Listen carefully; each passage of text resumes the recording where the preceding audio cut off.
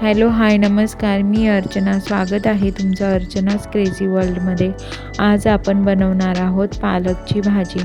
पालकमध्ये भरपूर प्रमाणात आयर्न असते आणि आयर्न हे लहान मुलांच्या ग्रोथसाठी खूप उपयोगी असते. आता ही भाजी सहसा लहान मुले खाण्यासाठी टाळाटाळ करतात. तर मी ज्याप्रमाणे बनवत आहे म्हणजे बटाटा टाकून ही भाजी बनवणार आहे, जेणेकरून मुलांना ही टेस्टी लागते भाजी. तर आता ही भाजी बनवण्यासाठी मी पालक स्वच्छ धुवून घेतलेले आहेत. तर याच्यानंतरनं एका टोपामध्ये पाणी ठेवलेलं आहे. टोप गॅसवरती ठेवलेला आहे. त्यानंतरनं ते पालक त्याच्यामध्ये टाकलेलं आहे. त्याच्यासोबत मी लसणाच्या पाकळ्या टाकलेल्या आहेत, मिरच्या टाकलेल्या आहेत 2 आणि छोटासा अद्रकीचा तुकडा टाकलेला आहे. आता हे आपल्याला थोडंसं शिजवून घ्यायचं आहे, जेणेकरून आपल्याला मिक्सरमध्ये ते वाटता येईल. त्यासाठी ते थोडंसं शिजवून घ्यायचं आहे. आता ते शिजतंय तोपर्यंत इकडे आपण बटाटा कापून घ्यायचा आहे. बटाट्याच्या वरचे सालं काढून टाकायचे आहेत. त्यानंतरनं बटाटे असे छोट्या छोट्या पीसेसमध्ये कट करून घ्यायचे आहेत.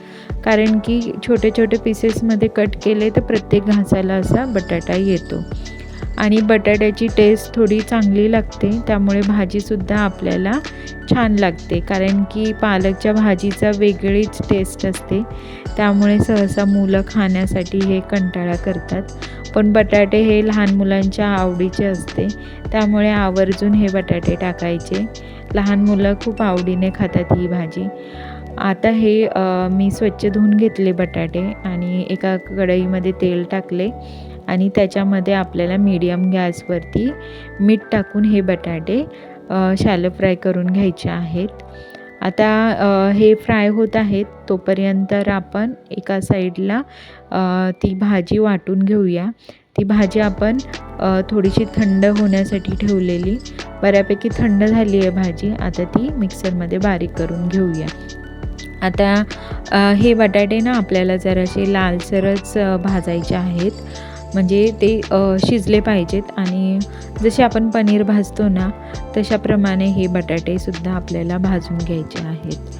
आता हे आपले पालक बारीक करून झालेले आहे.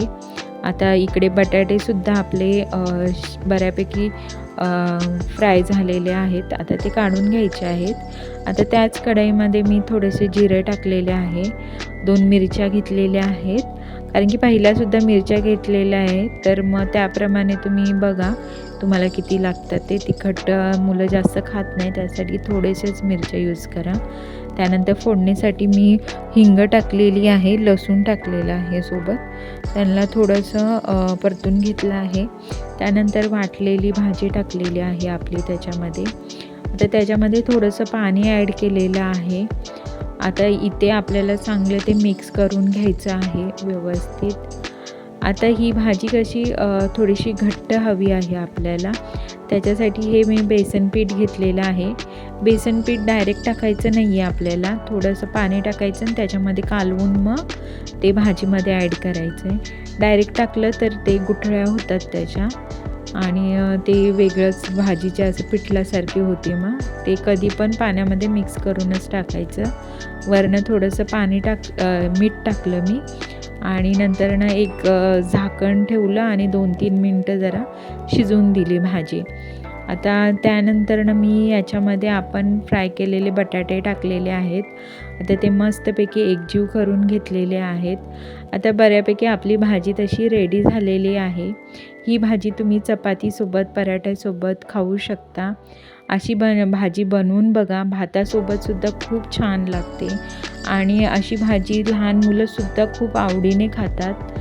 चला तर भेटूया आपण नेक्स्ट व्हिडिओमध्ये. तोपर्यंत माझ्या व्हिडिओला लाईक, शेअर आणि सबस्क्राईब करायला विसरू नका.